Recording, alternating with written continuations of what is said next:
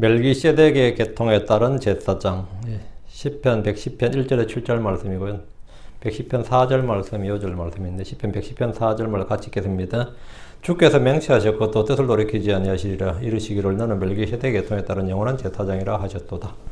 이렇게 이제 이르시기를 하고 하셨도다가 지금 이탈리아로 꺾여 있죠. 뭐 필요 없는 말이고요. 예, 돌이키지 아니하시리라. 너는 멜기세덱 계통에 따른 영원한 제사장이라. 그래서 끝이에요. 이렇게 꺾임표를 막 집어넣을 필요가 없습니다. 웬만한 진짜 어지간해서는 진짜 부득이한 경우가 아닌다 하면은 이렇게 이제 사적으로 말을 집어넣을 단어를 집어넣을 필요는 없어요. 멜기세덱의 계통에 따른 제사장 그렇죠? 네. 오늘 공부할 말씀은 시편 110편입니다. 이 시는 성경에서 가장 신비로운 인물이자 독특한 한 사람이 나옵니다. 그의 이름은 멜기세덱입니다. 아주 신비로운 인물, 독특한 인물. 멜기세덱이란 이름은 성경 66권에서 3권에 나와요. 창세기, 시편, 히브리서 이렇게. 창세기에 나오고 시편에 나오고 히브리서에 나오는데 아브라함과 동시대 인물이죠. 근데 이 이름 자체는 이제 총 12번 나옵니다. 멜기세덱이라는 이름 자체는 12번 나오는데 성경 권수로 이제 3권에 나오는데 전에 제가 히브리서 강의를 할 때 똑같은 제목이 있어요. 저희 홈페이지 찾으면 멜기세덱의 계통에 따른 제사장 하면 이게 제목이 그때도 이 제목으로 했으니까 똑같은 제목의 그 히브리서 강의에 이게 있습니다. 멜기세덱의 계통에 따른 제사장. 왜 그런가 하면 히브리서 7장 11절이 시편 110편 4절을 인용한 말씀이기 때문입니다. 멜기세덱은 전쟁에서 돌아온 아브라함을 맞으러 나온 살렘의 왕으로 소개되어 있습니다. 창세기 14장 18절에 살렘 왕 멜기세덱. 살렘이 뭐죠? 예루살렘이죠. 아브라함이 살았던 당시 가나안 땅은 작은 부족들이 도시국가를 이루고 있던 때인데 살렘 지역에서 왕으로 통치하던 사람이 멜기세덱이었습니다. 우르에서 유프라테스 강을 건너온 아브라함은 주님이 인도하신 약속의 땅에 살고 있었지만 그는 그 땅에서 왕도 아니었고 제사장도 아니었고 그냥 나그네에 있을 뿐입니다. 가나안 땅에서 아브라함은 한 뼘의 땅도 없이 떠도는 순례자였고 히브리인이라 불렸습니다. 히브리인, 그 뭐죠? 우리나라 하면 외지인 이 말입니다. 강을 넘어온 사람, 강 건너편 사람이 이리 넘어왔다. 그게 히브리인이에요, 히브리인. 강을 건너온 사람, 강제편 사람 이 말이에요. 유대인들이 자기들 외에 모든 족속을 이방인들, 이교도들 이렇게 부르지만 사실 가나안 족속들 입장에서는 아브라함이야말로 이교도 이방인입니다. 자기 본토인이 아니라 네이티브가 아니란 말이죠. 아브라함이야말로 타지에서 온 외인이고 이방인에 불과했습니다. 창세기 14장에는 가나안 족속들의 왕들 간의 도시 전쟁이죠. 왕들 간의 전쟁이 벌어진 장면이 있는데 이 전쟁에서 소돔에 살던 롯이 포로로 잡혀가지고 아브라함은 자기 집에서 기르던 종들, 사병을 무장시켜서 롯을 구출했습니다. 그런 아브라함을 따스하게 맞이하며 그를 축복하는 한 사람이 있었는데 살렘 왕 멜기세덱입니다. 아브라함의 승전 소식을 듣고 롯을 구출해서 돌아오는데 살렘 왕 멜기세덱이 아브라함을 맞으러 나왔어요. 당시 가나안 지역의 히브리인 아브라함에게 견제와 질시가 아니라 우호 세력으로 등장한 왕입니다. 살렘 왕은 공개적으로 아브라함을 맞이하고 그를 축복해 줌으로써 그 지역의 많은 왕들 앞에서 아브라함의 지지자고 후원자, 돕는 자임을 공식적으로 공포했습니다. 이 예루살렘이 상당히 큰 도시고 그러니까 한마디로 힘이 있는 왕인데 이 힘 있는 왕이 내가 아브라함을 지지한다. 내가 아브라함의 후원자가 되겠다. 후견자가 되겠다. 이러면 어때요? 아브라함은 큰 힘을 얻는 거죠. 창세기 14장 18절에 20절 하면 살렘 왕 멜기세덱이 빵과 포도주를 가지고 나왔는데 그는 지극히 높으신 하나님의 제사장이었더라. 그가 아브라함을 축복하며 이르되 하늘과 땅의 소유주 되신 지극히 높으신 하나님의 아브라함에게 복이 있을지어다. 내 원수들을 내 손에 넘겨주신 지극히 높으신 하나님을 찬송할지어다 하며 그가 모든 것의 10분의 1을 그에게 주니라. 살렘은 말씀드린 대로 예루살렘의 옛 이름이 살렘이고요. 멜기세덱은 살렘의 왕이었는데 이 사람이 누구인지 정확히 아는 이가 없습니다. 그냥 살렘 왕이라는 것만 알아요. 직기가 나오는 거죠. 살렘 왕 멜기세덱이 이 전쟁에서 왕들을 사륙하고 돌아오는 아브라함에게 빵과 포도즙을 가지고 나왔습니다. 빵과 포도즙은 우리 주 예수 그리스도께서 십자가를 앞두고 제정하신 주의 만찬의 핵심입니다. 주님은 빵을 들고서 받아서 먹으라 이것은 내 몸이니라 이렇게 말씀하셨습니다. 또 포도즙잔을 들고 이것은 죄들의 사면을 얻게 하려고 많은 사람을 위하여 흘린 나의 피고 새 구속 언약의 피니라 이렇게 말씀하셨습니다. 멜기세덱은 아브라함에게 복을 빌어달라고 한 것이 아니라 도리어 아브라함을 축복했습니다. 그는 지극히 높으신 하나님의 제사장이었습니다. 율법이 주어지기 전에 이미 살렘에는 왕과 제사장을 겸직한 신정일치 국가였고 그는 이방인 신을 섬기는 이교도의 제사장이 아니라 하나님의 제사장, 지극히 높으신, 지존하신 하나님의 제사장이었습니다. 참으로 놀라운 일이 아닐 수 없습니다. 축복은 낮은 자가 큰 자에게 받는 겁니다. 낮은 자가 큰 자에게 받는 거예요. 살레명 멜기세덱은 아브라함을 이미 알고 있었고 빵과 포도주를 가지고 나와 축복했는데 하늘과 땅의 소유주 되시는 지극히 높으신 하나님의 아브라함이라고 함으로써 살레명 멜기세덱은 하나님과 아브라함의 관계를 정확히 알고 있었습니다. 미리 전통을 넣었거나 옛날부터 교류가 있었거나 서로 간에 뭐가 있었던 게 아닌 것 같은데 살레명 멜기세덱이 이날 아마 처음 만난 것 같은데 하나님과 아브라함의 관계를 정확히 알고 있었어요. 정확히.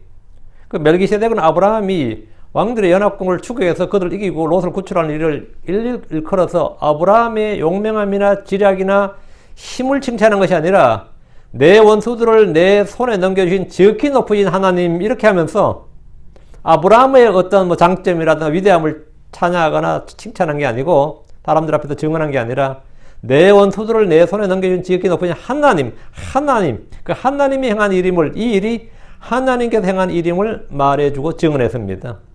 이는 아브라함뿐 아니라 당시 그 지역의 모든 왕들에게 아브라함의 존재, 아브라함의 지위, 아브라함의 하나님을 선포한 겁니다. 아브라함이 치른 전쟁은 하나님이 행하신 일임을 알려준 겁니다.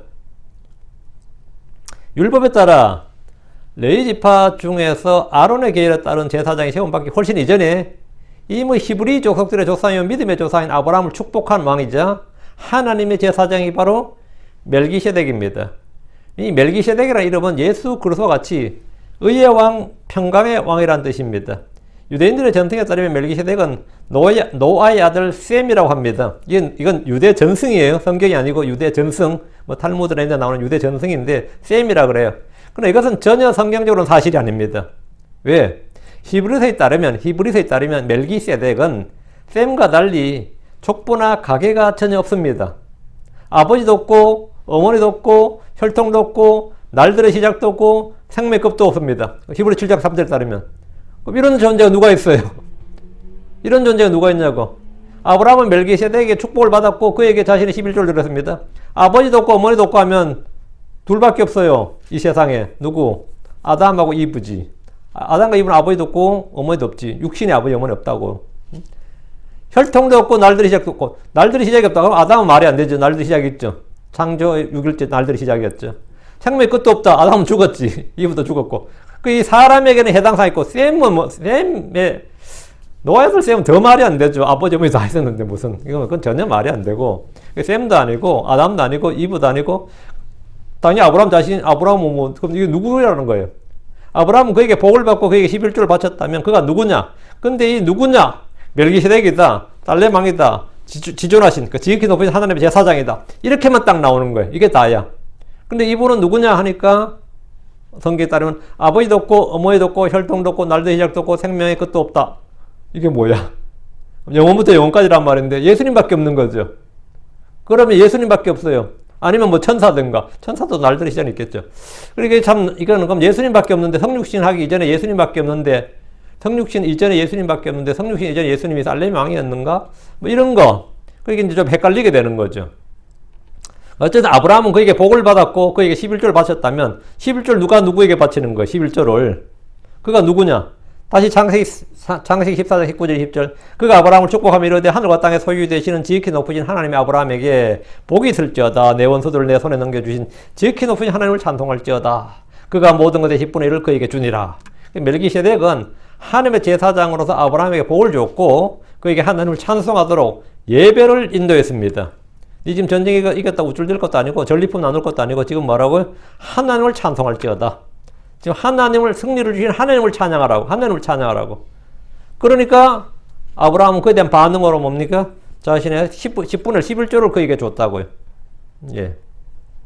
제사장의 직무는 성도들이 주님의 은혜와 그분의 사역을 깨닫고 그분을 찬양하도록 하는 게 제사장의 직무예요. 멜기세덱은 아브라함이 주를 경배하도록 주님을 경배하고 주님의 사역을 알려주고 주님을 경배하도록 인도했습니다.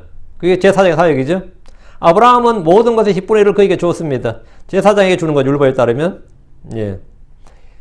해당에서 줄 때 해당장한테 11조 드린 거 아니에요. 11조는 레위 지파에게 주는 겁니다. 레위 지파는 다른 지파는 11조를 받으면 안 됩니다. 성경 율법에 따르면. 예. 근데 이 멜기세덱이 줬다고 하는 이 어쨌든 아브라함이 모든 것의 10분의 1을 그에게 줬는데 이 부분에는 신약 성경에 증언이 나오지. 그게 히브리서 7장이에요. 히브리서 7장 1절 4절 이 멜기세덱은 하고 이제 이 멜기세덱에 대해서 말을 하는데 살렘의 왕이요 지극히 높으신 하나님의 제사장이니라. 그가 왕들을 다려하고 돌아온 아브라함을 만나 그를 축복하였으며 아브라함도 모든 것의 10분의 1을 그에게 주었느니라. 그 이름을 해석하면 첫째로 의의 왕이요 그 다음은 살렘 왕이고 화평의 왕이니라. 의의 왕이요 화평의 왕이 누굽니까? 의의 왕 화평의 왕 예수님이지. 뭐 다른 게 없죠. 예수님이죠. 그에게는 아버지도 없고 어머니도 없고 혈통도 없고 날들의 시작도 없고 생명의 끝도 없어 오직 하나님 아들들과 같이 되어 하나님의 아들같이 되어 이 아들, 이 son, the son이에요. 하나님의 아들같이 되어 항상 제사장으로 있느니라. 그 영원한 제사장 직분을 가지고 있는 누구죠? 예수님이지.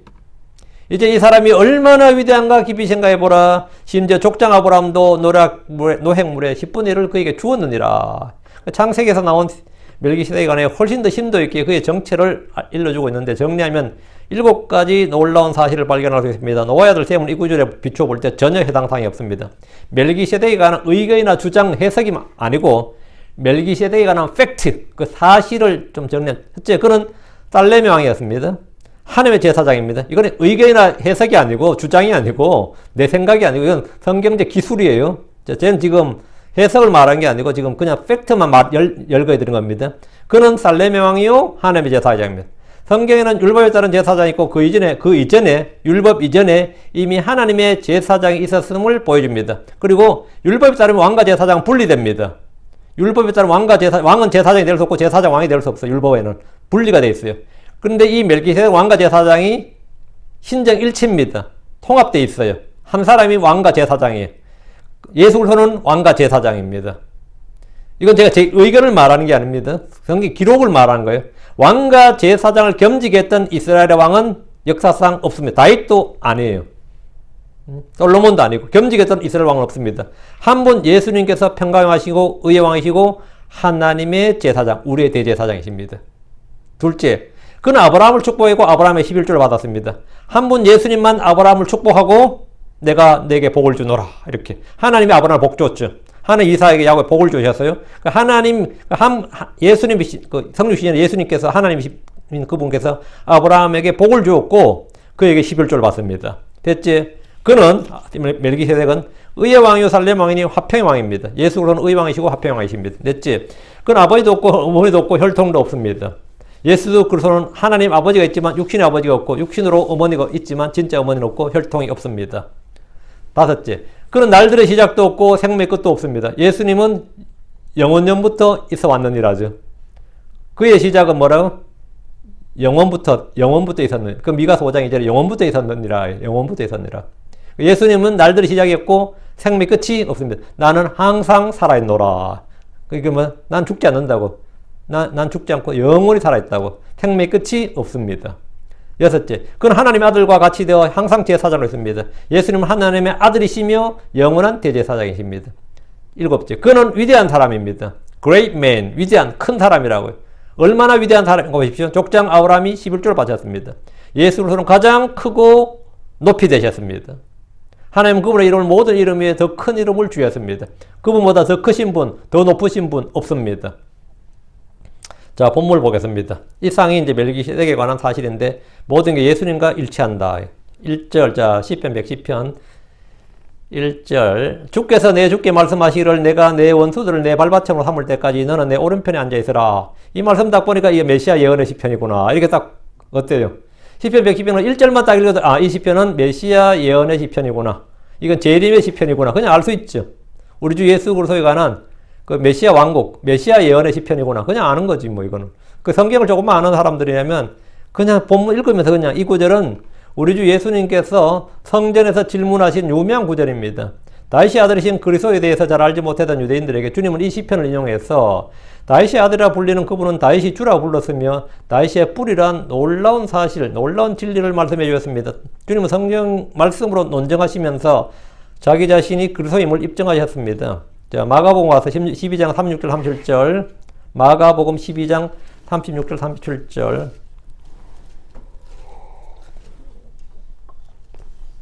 다윗이 성령님을 힘입어 스스로 이르되 주께서 내 주께 말씀하시기를, 앞에 주께서 할 때 주께서는 LORD가 다 대문자죠. 여호와입니다. 주께서 내 주께 My Lord 예수님께 말씀하시기를 내가 내 원수들을 내 발받침으로 삼을 때까지 너는 내 오른편에 앉아있으라 하셨도다. 이 구절이죠. 이 구절, 주님께서 이 구절을 시편 110편 1절을 인용하신 거예요. 이 말씀은 다윗이 성령님을 힘입어 한 말이라고 확증해 주었습니다. 시편의 말씀은 모세 오경과 마찬가지로 하나님의 영감으로 주신 주의 말씀입니다. 다윗이 한 말이나 다윗의 의견이 아니라 주의 영감, 성령으로 말씀하신 하나님의 말씀이다. 시편을 즐겨했던 서기관들이나 바리새인들은 이 구절을 잘 알고 있었고 그들은 누구든지 메시아는 그리스도는 다윗의 아들이라고 말했습니다. 1절에 주께서 내 주께 말씀하시기를 이 말씀에서 앞에 주는 그 이름이 여호와입니다. 내주는 그분의 아들 예수 그리스도입니다. 아버지께서 그분의 독생자이신 예수님께 이렇게 말씀하셨습니다. 뭐라고요? 내가 내 원수들을 내 발받침으로 삼을 때까지 너는 내 오른편에 앉아있으라. 이 구절은 신약성경에서 7번이나 반복적으로 인용된 유명한 말씀입니다. 메시아를 논쟁할 때마다 이 구절이 인용이 됩니다. 주 하나님께서 너는 내 오른편에 앉아있으라고 하신 이 사람은 예수님 외에 다른 누구도 없습니다. 어느 천사에게도 이렇게 말한 적이 있고 어느 사람도 이렇게 말한 적이 없습니다. 너는 내 오른편에 앉아있으라고 하신 이 사람은 예수님 외에 다른 사람이 없습니다. 그래서 주님께서 마가복음 12장 37절과 36절을 그랬죠. 37절 그러므로 다윗이 스스로 그를 주라 부르니 My Lord.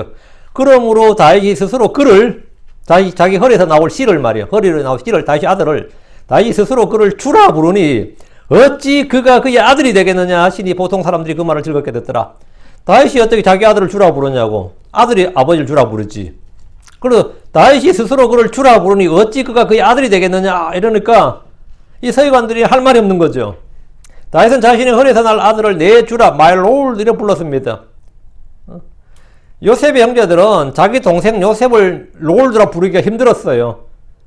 요셉을 주라고 부른다고 할 때만 전부 뒤집어졌다고. 그래서 죽이려고 했단 말이지. 자기 형제를 자기들 주로 삼는 것도 힘든데 참 몇 대에 막 까마득하게 보이지 않는 몇 대의 후대에 아들을 내주라고 불렀다고. 그 주 하나님께서는 내가 내 원수들을 내 발받침으로 삼을 때까지 이렇게 해서 이건 주의 지상 지름 때까지를 말합니다. 주께서 일어나셔서 이 땅에 오시면 짐승과 거짓된 언자는 산채로 불못에 던져집니다. 마귀는 묶인 채 끝없이 깊은 구덩이에서 천년 동안 감금됩니다. 2절 주께서 시온으로부터 주의 힘의 막대기를 보내시리니 주께서 주의 원수들의 한가운데서 다스리소서.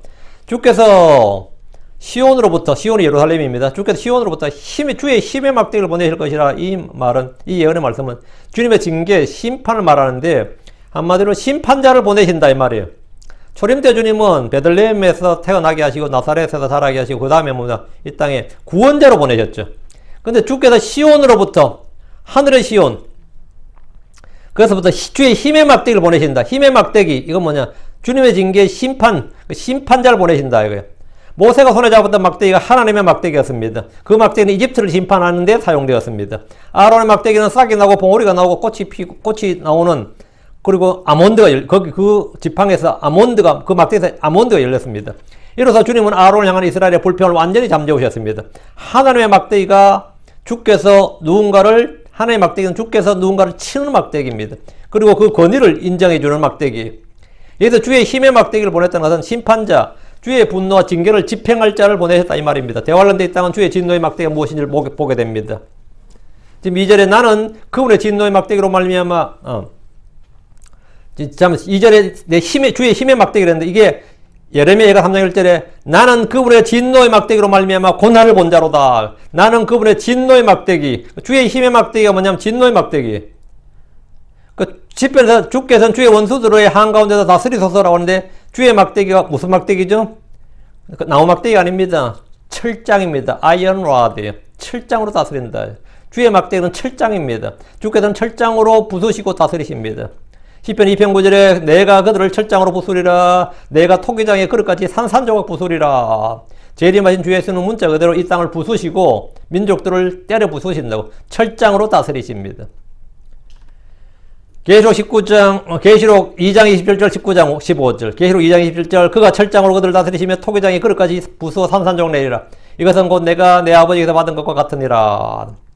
또 계시록 19장 15절에 그분의 입에서 예리한 검이 나오는데 그분께서 그 검으로 민족들을 치시고 또 철장으로 그들을 다스리시리라. 또 그분께서는 전능자 하나님의 맹렬한 진노의 포도즙틀을 밟으시며 주의 입에서 나오는 검, 철장은 심판의 도구이며 통치수단입니다. 하늘의 왕국은 의의 통치입니다. 주께서는 원수들을 밟으시고 그들의 경배를 받으시고 철장으로 부수시고 그들 가운데서 다스리신다는 이 예언의 말씀은 모두 주의 지상재림에 관한 것입니다. 3절 주의 백성이 주의 권능의 날에 아침에 태에서 나와 거룩함의 아름다움들 속에서 자원하리니 주께서는 주의 젊음이 있으리나이다. 주의 백성이라고 하면 구약에서 일반적으로 이스라엘을 일컫습니다. 신약에서는 주의 백성은 크리스천들입니다. 이스라엘은 아브라함 육신적 혈통에 따른 종교적 공동체입니다. 혈연 공동체자 종교적 공동체고 크리스천들은 예수로의 믿음으로 새롭게 태어난 사람들로서 믿음의 가족들입니다. 믿음 공동체, 신앙 공동체입니다. 주의 권능의 날이야. 이 주의 권능의 날이 언제냐? 주의 재림의 날입니다. 크리스천들에게 재림이라면 우리가 하늘로 들려맞는 그리스도의 날, 공중재림을 말하고 유대인들에게 주의 재림하면 주께서 그분의 거룩한 천사들과 함께 이 땅에 내려오시는 지상재림을 말합니다. 똑같은 말인데도 뭔가 다르죠. 주의 권능의 날은 주의 지상재림의 날을 말합니다. 아침의 태에서 나와. 아침의 태. 태라는 건 뭐죠? 모태할 때 태잖아요. 그래서 뭐가 생산. 뭐가 열매가 나오는 게 태에서 하면 열매가 나오는 거죠. 아침의 태. 아침의 태. 왜 아침의 태라는 뭐냐? 주 예수님께서 의의 태양입니다. 그분은 데이스타로 불리는데 데이스타가 뭐죠? 낮의 별, 낮별이죠. 데이가 낮에, 낮별이니까 낮별인데 데이스타로 불리는데 이 말 한국 성경에서 다 샛별이라고 번역되지만 한국 샛별은 뭐예요? 금성, 효성, 계명성 이거죠. 그런데 그게 아니라 낮의 해란 뜻입니다. 낮의 해. 데이스타는 낮의 별이에요. 낮의 별은 낮의 해를 말합니다. 우리 주 예수님은 아침에 솟아오르는 해입니다. 아침에 솟아오르는 해. 주 예수님은 빛이십니다. 그분이 승천하신 후에 지금 교회는 밤이고 그분의 재림으로 이 세상은 다시 낮이 됩니다. 로마 13장 12절에 밤이 많이 지났고 낮이 가까이 왔으니 그러므로 우리가 어둠의 행위를 벗어버리고 빛의 갑옷을 입자 이렇게 씁니다. 그래서 주의 권능의 날에는 해가 떠올라 아침이 되고 낮의 시간은 천년왕국때를 말합니다. 아침의 태란, 우음이라고 아침의 태란 표현은 우리가 낮의 자녀들이기 때문입니다. 그래서 낮의 자녀를 하나님의 아들들이 이 땅을 다스리는 낮의 자녀들이 이 땅을 다스리는 이 땅의 이제 주인이 되는 그게 바로 아침의 태 이렇게 말하는 겁니다. 아침의 태 나서 이게 예. 거룩함의 아름다움들 속에서 자원하리니 이 부분에 거룩함의 아름다움들 속에서 자원하리니 있는데 예. 그날 이 땅의 모든 사람들 특히 주의 백성들이 이스라엘은 거룩함의 아름다움들 속에서 자원해서 주 앞으로 나와 주를 섬길 겁니다. 자원이란 말은 억압이나 강제성이 아니라 마음에서 우러나와서 하는 행위들로서 은혜와 감사에 대한 반응입니다. 거룩함의 아름다움이란 주의 아름다우심을 표현하는 말로 성경에 5번 나옵니다. 주의 거룩함과 아름다움을 한 어절로 거룩함의 아름다움 이렇게 말합니다. 거룩함의 아름다움들. 거룩함의 아름다움을 또 자원하니 주께는 주의 젊음에 있으리나이다. 얘들은 청춘에 있으리나이다. 이랬는데 주께는 주의 젊음에 있으리나이다. 우리가 나무와 묘목에 비유되면 풀이나 나무에 비유되면 주님께서 그 이슬을 내려주시는 거지. 주께는 주의 젊음에 있으리나이다. 그러니까 주님은 언제나 뭡니까? 늙지도 않고 뭐 죽지 않는 건 당연한 거고 주님은 늙지도 않는다 이거예요. 예, 젊음에 있으리 있다. 그 말은 뭐냐면 우리가 그날에 아침에 태에서 나온 사람들은 뭐가 된다? 천년을 나무처럼 산다 말입니다. 그리고 그들은 뭐 늙음이나 노화나 질병이나 뭐로 고통받거나 이런 게 없다 이거죠. 왜? 항상 젊음. 그래서 그때는 오히려 예. 이 70이나 80대에서 천년왕국때가 뭐 어떨까? 주님 재림에서 70이나 80쯤 돼가지고 꼬부랑 할아버지 할머니가 이도 다 빠지고 어쩌다가 7년 하려는데 얼마나 힘들었어. 근데 어째 해가지고 팍상 늙어가지고 허리가 다 굽었는데, 진짜 뭐 내일 모레 뭐 죽어도 문제 없고 오늘 죽어도 이상하지 않는 분이 어쨌든 하늘로부터 이 의의 해가 떠올랐어. 그 치유의 강선이 임하는 거예요. 그럼 어떻게 되죠? 불구자들은 다 뭐가 돼요? 정상이 되죠. 다 고침을 받는다고. 질병 있는 사람 다 고침을 받아요. 그리고 그 늙은 사람들 어때들 같아요? 예, 다시 젊게 되는 겁니다. 다시 젊게 되는 거예요. 이게 뭐냐면 주께서는 주의 젊음이 있으려나 했는데 이게 참 복된 일인데 뭐 예를 들어서 젊은 날 다 보내고 늙어 빠졌는데 지금도 천년 더 살아라 그러면서 그건 뭔 꼴이야. 그거는 아니다 말이죠. 예. 4절입니다. 주께서는 맹세하셨으며 또 뜻을 돌이키지 아니하시리라. 너는 멜기세덱의 계통에 따른 영원한 제사장이라. 우리에겐 영원한 생명도 있고 영원한 젊음도 있다. 이게 이제 그거고요. 4절은 주께서 맹세하셨으며 또 뜻을 돌이키지 아니하시리라. 여기 언더라인. 뜻을 돌이키지 아니하시리라. 너는 멜기세덱의 계통에 따른 영원한 제사장이라. 이 뜻을 돌이키지 않는다. 이게 리펜트거든요. 후회하지 않는다. 회개하지 않는다. 이럴 때도 리펜트거든요. 그래서 이제 이거는 하나님께 회개란 말을 쓸 수는 없으니까 이제 뜻을 돌이키지 않는다. 주께서 사람이 아니심으로 뜻을 돌이키지 않습니다. 민수기 3장 19절에 하나님은 사람이 아니시니 거짓말하지 아니하시고 사람의 아들이 아니시니 뜻을 돌이키지 아니하시는도다. 주님 뜻을 돌이키지 않는다죠.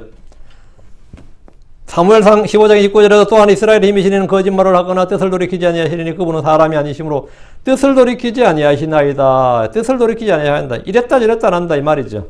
그리고 뭘 했는데 아차 실수, 오류, my mistake, my error 이런 건 없다 이거죠. my fault 이런 것도 없고 주님은 I'm sorry 할 일이 없어요.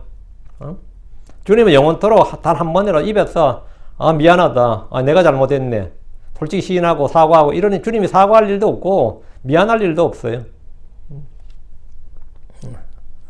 우리가 이제 불안하다 그러면 다 알죠. 마음에 안녕이 없는 게 불안이죠. 그러니까 미안은 뭔 같아요? 미안도 한자어입니다. 불안보다 약간 덜한 거예요. 안녕에 이르지 못했다 이 말입니다. 미안, 그 미안이에요. 한국 사람들이 미안합니다, 미안합니다 자주 근데 그 말이 정확한 말인지 모르겠어요. 내가 어떤 사람한테 신뢰를 했어. 그럼 내가 잘못했습니다 이랬는데 미안합니다 그러거든요. 내가 안녕에 이르지 못했습니다. 당신을 그렇게 해서 내가 마음이 편안하지 않습니다 이 말이에요. 마음이 편하지 않네요. 내 마음이 편하지 않습니다. 이거 내 마음을 표현하는 거예요. 내가 지금 그렇게 해서 내 마음이 편하지 않네요. 거리낌이 있네요. 양심에 거리낌이 있네요. 이 말이 이제 미안합니다 이런 뜻이에요.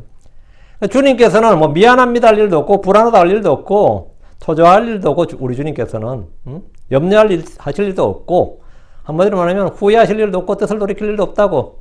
근데 성경 읽어보면 그거 아닌데 나 읽어보니까 많던데 이거예요. 주께서 뜻을 돌이키신다는 말씀이 꽤 많이 나옵니다. 한두 번 나오는 게 아니라 꽤 많이 나와요. 주께서 뜻을 돌이키소서 이렇게 기도하는 장면도 꽤 많이 있습니다. 주님한테 뜻을 돌이키소서 이렇게 기도하는 거. 모세도 그렇게 기도했고요. 다윗도 그렇게 기도했고. 주께서 여러 번 뜻을 돌이켰는데요. 얼마나 주님이 뜻을 자주 많이 돌이키셨나 하면 예레미야 15장 6절에 보면 주가 말하노라 하면서 내가 뜻을 돌이키니 이래 지쳤느니라 이랬어요. 하도 뜻을 많이 돌이켜서 이놈들 처음 말을 하다가 용서해주고 불쌍히 계시고 또 참으시고 내가 뜻을 돌이키니 이래 지쳤느니라 이제 더 이상 못하겠다 너희들 징계해야겠다 그게 바벨론 포로예요. 더 이상은 이제 내가 용납할 수 없고 참을 수 없다. 더 이상은 안 된다. 너무 더 이상 못하겠다. 내가 뜻을 돌이킨 일에 지쳤느니라. 그래서 일어난 일이 바벨론 포로예요. 바벨론 거라고. 응? 주께서는 사람들이 회개할 때 뜻을 돌이켜 그들에게 작정했던 재앙을 내리지 않으십니다. 예레미야 42장 10절에 내가 너에게 내린 재앙에 대하여 뜻을 돌이키노라. 주님께 뜻을 돌이키노라. 대언자 요나는 주께 말하기를 이는 주께서 은혜로우시며 긍휼이 많으시고 분노하기를 더디하시며 큰 친절을 베푸사 재앙에서 뜻을 돌이키시는 하나님이신 줄을 내가 알았기 때문이니이다.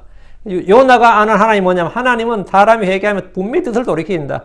저렇게 나한테 심판 40일 뒤에 니네가 멸망하리라 이렇게 선포해도 주님께서 뜻을 돌이켜보면 나만 거짓대 언제 된다 이거예요. 그래서 고향으로 돌아오면 뭐가 되는 거죠? 거짓대 언제 되는 거예요. 그래서 난 돌에 맞아 죽어. 그 요나의 불평이 이거야. 나는 하나님이 이런 하나님인 줄 내가 알았다 이거야. 나 이럴 줄 뻔할 뻔짜다. 하나님은 뜻을 돌이키시는 하나님인 줄을 내가 알았나이다. 반대로 악을 행할 때 그들에게 내리겠다고 하신 복에서 뜻을 돌이키시는 게 하나님입니다. 본문이 말하는 바 뜻을 돌이키지 아니하리라 이 말씀은 그분의 아들에 관한 맹세의 말씀입니다. 이 말씀은 불변입니다. 주께서는 친히 하신 맹세의 말씀을 돌이키실 수가 없습니다. 뜻을 돌이킬 수가 없다고. 주님께서 뜻을 돌이킬 수 없다. 절대로 불변하다는 거 두 가지가 있는데 그게 뭐냐면 로마 11장 29절에 하나님의 선물과 부르시면 뜻을 돌이키는 일이 없느니라.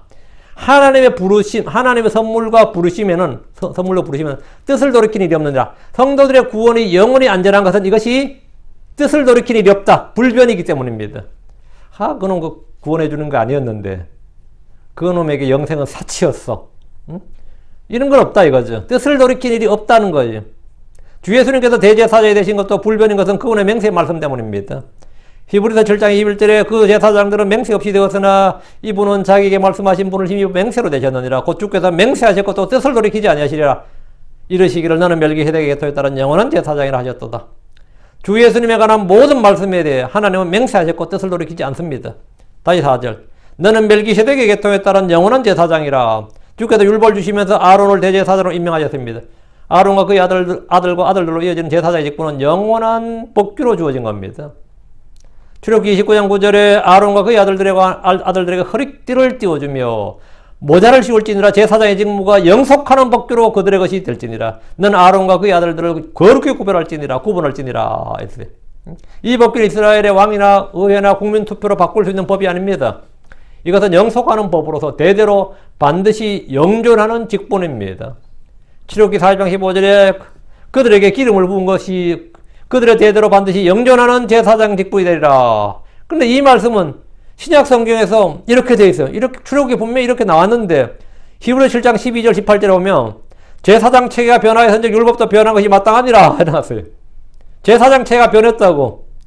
주님이 분명히 이 제사장 체계가 영원토록 영원하다, 영속하는 법규, 영존하는 직분이라고 그랬는데 제사장 체계가 변화해서 현재 율법도 변한 것이 마땅하니라 그랬고, 히브리서 7장 18절에도 앞서 나가던 명령은 그것의 연약함과 무익함으로 인하여 진실로 폐하여졌도다 이렇게 되어 있습니다. 지금 이스라엘은 레위계열의 제사장, 즉 아론의 아들들 가운데 제사장이 있다 없다? 없습니다. 얼마나 없었던 거예요?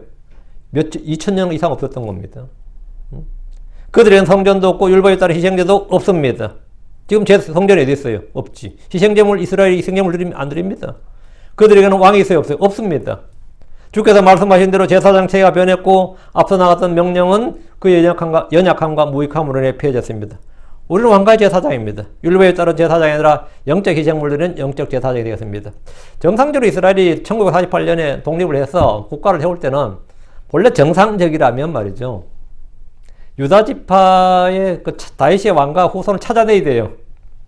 어떻게 찾아내서 왕정을 만들어야 돼. 옆에 요르단이나 사우디아라비아나 뭐 그때는 이란도 왕정이었거든요.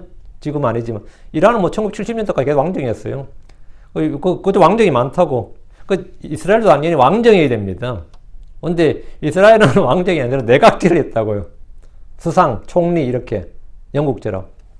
왕도 없는데. 자기 왕도 없단 말이지.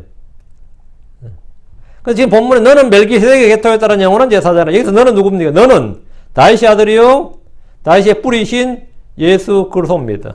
주께서 레위 계통에 그 아론의 아들들이 아닌 유다 지파의 후손인 다윗의 아들이라고. 그래서 히브리서 7장 14, 15절에 보면 우리 주께서 유다에게서 나신 것이 분명하도다 이랬거든요. 우리 주께서 레위에게서 아닙니다. 유다에게서 난 것이 분명하도다. 이 지파에 대하여는 모세가 제사장 직분에 관해 아무것도 말하지 아니하였고, 그러니까 유다 지파는 제사장과 상관없다고. 이 지파에 대해서는, 그러니까 유다 지파에 대해서는 모세가 제사장 직분에 대해 아무것도 말하지 아니하였고 멜기세덱의 모습을 따르는 다른 제사장이 일어나므로 그것은 더욱더 분명하도다. 그러니까 유다 지파에서는 멜기세덱의 계통에 따른 제사장이 난다. 유다 지파는 통치자 지파예요. 통치권이 유다에서 나니까 왕과 제사장이 겸직한단 말이죠. 그러니까 예수 그리스도는 육신에 속한 명례 율법에 따라 제사장이 되지 아니하고 무궁한 생명 권능에 따라 되지 않습니다. 주 하나님은 주 예수 그리스도를 영원한 제사장으로 삼으셨는데 이것은 율법에 따른 것이 아닙니다. 율법에 따라서는 이건 말이 안 됩니다. 주님은 예수 그리스도를 일컬어 너는 멜기세덱의 계통에 따른 영원한 제사장. 너는 멜기세덱의 계통에 따른 영원한 제사장이다. 그래 이거는 뭡니까? 죽지도 않고 계승도 안 돼요. 1대 제사에 죽으면 다음 제사에 물려받죠. 아론이 죽으면 다음에 물려받죠. 아론의 아들이. 그런 게 아니다 말이죠. 그냥 계속. 5절 당신의 오른쪽에 계신 주께서 그분의 진노의 날에 왕들을 쳐서 부수시리라. 당신의 오른쪽에 계신 주,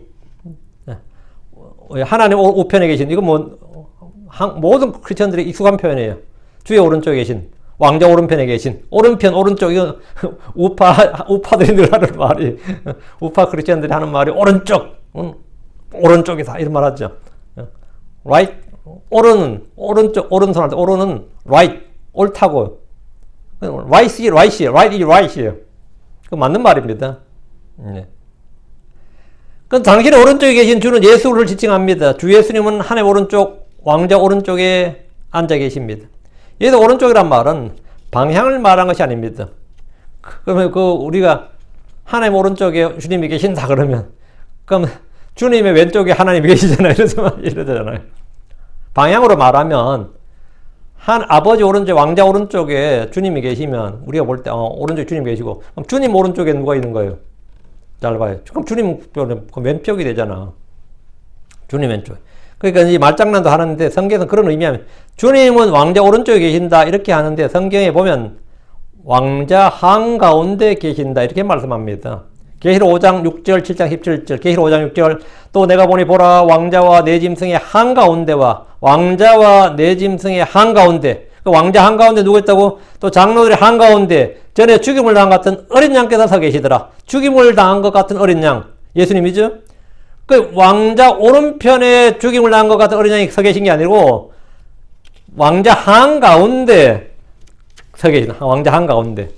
계시록 7장 17절, 왕자의 한가운데 계신 어린 양께서 그들을 먹이시고, 왕자 어디 계신다고요? 왕자 오른쪽에 계시는 어린 양 아니고 왕자의 한가운데 계신 어린 양이 되어 있죠. 어린 양이신 예수 그리스도는 왕자의 한가운데 계십니다. 이건 지난 시간에 제가 이야기했는데, 주님은 우리 오른편에 계시죠. 우리는 어디 있어요? 주님 왼편에 있어요? 우리도 주님 오른편에 있어요. 항상 오른편이라고. 하나님 오른편, 왕자 오른편, 주님 오른편. 오른편이 왼편이라는 건 아예 존재하지 않습니다. 성경 여러 곳에서 왕자 오른쪽, 주 오른쪽이라는 말이 나오는데, 이것은 그분의 권능, 그분의 함께 하심을 표현하는 말입니다. 오른쪽이란 오른쪽, 바른 쪽이란 뜻입니다. 예. 5절. 당신의 오른쪽에 계신 주께서 그분의 진노의 날에 왕들을 쳐서 부수시리라. 당신의 오른쪽에 계신 주는 주 예수님입니다. 그분의 진노의 날은 대환란의 날, 야곱의 고난이 됩니다. 우리가 흔히 말하는 7년 대환란입니다. 그분의 진노의 날에 왕들을 쳐서 부수시라. 주의 날이 땅에 재림하신 주의 날, 땅에 재림하신 주께서 왕들을 쳐부신다 이 말입니다. 스바냐 1장 15절, 그날은 진노의 날이요, 고난과 고통의 날이요, 피폐함과 황폐함의 날이요, 어둡고 캄캄한 날이요, 구름과 짙은 어둠의 날이요. 말이에요. 그분의 진노의 날, 주의 날, 그분의 진노의 날, 야곱의 고난의 날, 대환란이죠. 그날은 뭐라고?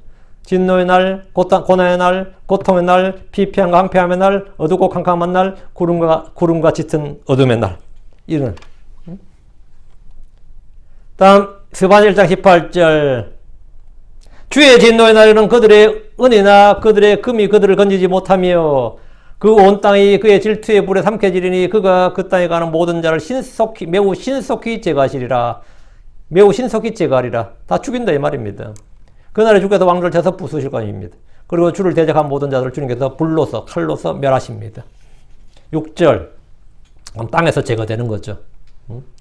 그분께서 이 교도들 가운데서 심판하시리라. 그분께서 처소들을 죽은 몸들로 채우시리라. 그분께서 많은 나라들의 머리들을 상하게 하시리라. 6절 말씀 참, 아마게돈 전쟁이 끝난 장면인데요. 그분께서, 예수님께서 이 교도들 가운데 심판하십니다. 이 땅에 와서 이 교도들 가운데 막 심판하신다고. 주의 날 이 교도들은 모두 주의 심판을 말합니다. 그분께서 처소들을 죽은 몸들로 채우시라. 죽은 몸들이 뭐죠? 사체, 시체죠. 그 처소들을 채우신다는 것은 전능제의 큰 날에 주께 죽임을 당할 자들이 얼마나 많은지를 보여줍니다. 계시록 14장 20절에 따르면 도시 밖에서 그 포도즙 틀이 밟혔고 포도즙 틀이 틀에서 피가 나와 말굴레까지 닿았으며 1600스타디온에 퍼졌더라 했습니다. 피가 강을 이루었다 이 말이에요. 주의 칼에 죽임을 당한 자들의 피가 말굴레까지 닿았다는 것입니다. 이들 사체들은 주께서 하늘의 새들에게 먹이로 주시고 이 사체들이 이제 하늘의 새들을 먹게 되는 거죠. 계시록 19장 17절 18절에 너희는 와서 위대하신 하나님 만찬에 함께 모여 왕들의 살과 대장들의 살과 용사들의 살과 말들의 살과 말탄자들의 살과 자유로운 자나 메인 자나 큰 자를 막론하고 작은 자나 큰 자를 막론하고 모든 사람의 살을 먹어라. 모든 사람의 살을 먹어라. 한 사람의 살을 말하지 않습니다. 죽은 사람의 살이게. 죽은 사람의 살을 먹으라 했다. 그러니까 그분께서 처소들을 죽은 몸들을 채우시라 했단 말이에요. 그날에 수억 명의 사체가 땅에서 뒹굴게 될 것이고 독수리들을 비롯한 하늘의 새들이 그 사체들을 먹게 될 것입니다. 너희는 할 때 너희는 공주의 새들입니다. 다시 6절. 사체가 있는 곳에 뭐가 있다? 독수리도 있다. 독수리 있는 곳에 사체들이 있다. 그분께서 많은 나라들의 머리들을 상하게 하시리라 하죠. 머리들을 상하게 하신다. 머리를 깨부신단 말이죠. 주께서 많은 나라들의 머리를 상하게 하신다는 것은 왕들을 죽이신다 이 말이에요. 왕들을 죽이신다. 통치자들을 죽이신다 이거예요. 주께서 원수들의 머리를 상하게 하시는 분입니다. 주님은 뱀에게 뭐랬어요? 창세기 3장 15절에 내가 너와 여자 사이에 또 내 씨와 그녀의 씨 사이에 적개심을 누린 그 씨는 내 머리를 상하게 할 것이요 너는 그의 발꿈치를 상하게 할 것이라. 그 씨는 내 머리를 상하게 할 것이요. 그 씨. 여자의 씨는 내 머리를 상하게 한다. 머리를 상하게 한다. 머리를 상하게 한다. 이게 창세기 3장 15절부터 나온 말씀이에요. 복음이에요. 주 예수님께서 뱀의 씨인 죄의 사람 멸망의 아들 적그리스도로 불리는 짐승의 머리를 상하게 할 것임을 예언했습니다. 성경의 예언은 저절로 그렇게 될 것이라는 운명적 예측이 아니고 성경에서 말한 프라피사이, 예언이라는 것은 뭐냐? 주님의 의지예요. 주님, 내가 그렇게 하겠다는 뜻입니다. 내가 그렇게 하겠다, 내가 그렇게 만들겠다, 내가 그렇게 행하겠다는 뜻이지. 때가 되면 당연히 간도 봐, 다 운명의 굴레를 내가 다 예측해서 착착 그렇게 돌아가게, 운명의 수레바퀴가 그렇게 돌아가게 돼 있어. 그게 아니다. 주님이 내가 그렇게 하겠다는 뜻이에요, 그게. 내가 그렇게 하겠다는 뜻이라고요. 이 주님 이르신단 말이죠. 주께는 원수들의 머리를 상하게 하신다는 것은 시편 68편 21절에 나옵니다. 시편 68편 21절에 그러나 하나님께서 그의 원수들의 머리와 여전히 그의 범법들 속에서 계속 가는 자들의 털투성이 머리 가죽을 상하게 하시리라. 만약에 여러분이 뭐 해적 영화 아니면 옛날 뭐 인디언 영화 뭐 옛날 영화 보면 대부분의 문양이 뭐죠? 싸우러 나갈 때 해골이에요. 깃발에 해골이 없는 건 잘 없어요. 해골이 많죠. 왜 그러나 머리를 부순다는 것은 뭐다? 승리의 표사입니다. 우리가 머리 부순다, 너희들 머리 부순다, 머리를 박살내겠다 이 말인데 이건 승리를 상대방에 겁을 주면서 우리 승리의 의지를 표현한 거거든요. 세계 여러 나라에서 전쟁의 승리자들은 적군의 대장의 머리를 베거나 효수한다 그러죠. 아니 머리 가죽을 벗기는 풍습이 있습니다. 한국에는 머리 가죽을 벗기진 않는데 머리를 좀 베죠. 그냥 효수한다 그러는데 이런 적군에 대한 지배를 나타내고 전쟁 또는 전투에서 승리한 기록을 남기기 위해 수행되었습니다. 또한 머리 가죽은 트로피로서 전시되기도 했는데 아메리카 대륙의 원주민 부족 중에 일부에서는 머리 가죽을 취하는 이걸 이제 스칼핑이라고 해요. 스칼핑. 전쟁 풍습인데요. 스칼핑은 전쟁에 참여한 전사들이 적의 머리 가죽을 벗겨내서 승리와 용감함을 인정받으려 했던 것으로 전해집니다. 그래서 머리 가죽을 벗겨서 막 들고 튀는 거예요. 제가 초등학교 때 이제 읽었던 책이 모이칸족의 최후라는 건데, 그 머리 가죽을 벗겨가지고 하는 건데, 그 어린 마음에 참 내가 다 아련하더라고요.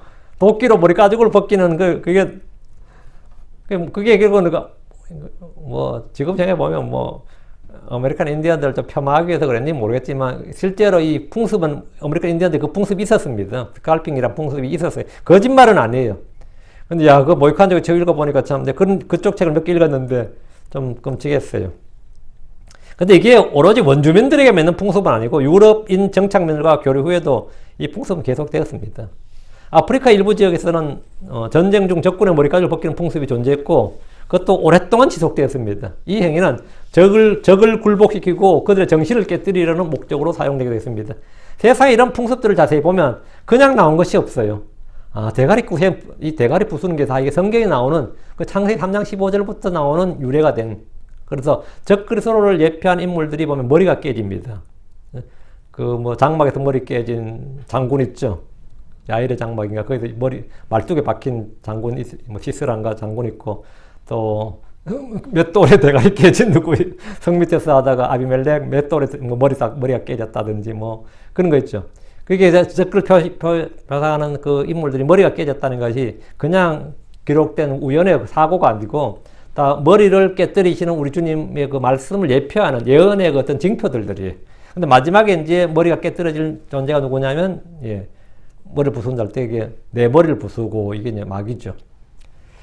모두 성경과 연관되어 있다 이 말입니다. 우리 주께서 원수들의 머리를 부수고 사탄의 머리를 상하게 하시는 분이기 때문입니다. 로마 16장 20절에 평강의 하나님께서 곧 사탄을 너희 발밑에서 상하게 하시리라. 우리 주 예수의 은혜가 너희와 함께 있기를 원하노라. 아멘. 사탄을 너희 발밑에서 상하게 하시리라. 상하게 한다. 이게 브루즈란 단어. 이게 크러쉬 or 파운드. 상하게 한다는 뜻도 이제 브루즈 이게 크러쉬 때려 부순단 말이죠. 한마디로는 박살낸다는 겁니다. 주께서 사탄의 머리를 부수실 것이다 이 말입니다. 하박국 3장 13절 주께서 주의 백성의 구원을 위해 곧 주의 기름 부음 받은 자의 구원을 위해 나아가사 그 사악한 자의 집에서 그 기초를 목까지 드러내시로서 그 머리를 상하게 하셨나이다. 셀라. 그 머리를 상하게 하셨나이다. 7절입니다. 그분께서 길에 있는 시내에서 마시리라. 그러므로 그분께서 머리를 드시리라. 그분께서 길에 있는 시내에서 마실 것이다. 이 말씀은 전쟁의 날에 이 정복하는 중에 잠시도 쉬지 않으신다는 말을 하는 겁니다. 기드온의 300용사가 손을 입에 대고 핥아서 물을 마셨죠. 사사기 실자에 보면 주께서는 전능자의 그 전쟁의 날에 어느 집이 아니라 어느 길에서 앉아서 쉬면서 물을 마시는 게 아니라 예루살렘을 향해서 계속 나아가시면서 물을 마시는데 그 길에 있는 시내에서 마시라는데 이 기드온의 용사들처럼 그냥 훑쳐 마신다 이 말이에요. 그게 전쟁을 쉬지 않고 그냥 진격한다 이 말이지. 그러므로 그분께서 머리를 드시라. 주님은 무릎을 꿇고 물을 마시지 않습니다. 그거는 고개를 숙인 채 물을 마시지도 않고 어딘가에 편히 앉아서 물을 마시는 것이 아니라 진격하는 중에 길에 있는 시내에서 물을 마시며 적들을 쳐부수시고 승리하십니다. 머리를 든다는 것은 기드온의 300용사가 보여준 것 같이 그렇게 물을 마시는 장면일 수도 있고 그게 하나고 승리자 정복자로서 승리의 위용을 드러내는 그 힘과 권위를 드러내는 것을 보여줍니다. 머리를 드신다. 왜? 패잔병들은 고개를 숙이고 머리를 들지 못합니다. 그러나 승리자는 언제나 머리를 듭니다. 우리 주님께서 그러므로 그분께서 머리를 드시리라. 주님께서 전사로서 그 전쟁 영광스러운 영광의 왕이시오 전쟁에 능하신 주로서 또 구원의 대장으로서 칼을 가지고 싸우실 때 바로 승리자가 되고 정복자 된다. 이게 바로 그러므로 그분께서 머리를 드시리라. 이것도 예언의 말씀입니다. 여기 이중적인 의미가 다 있고요. 오늘은 에서 10편 110편 마치고 다음 시간에 계속하겠습니다. 기도합시다.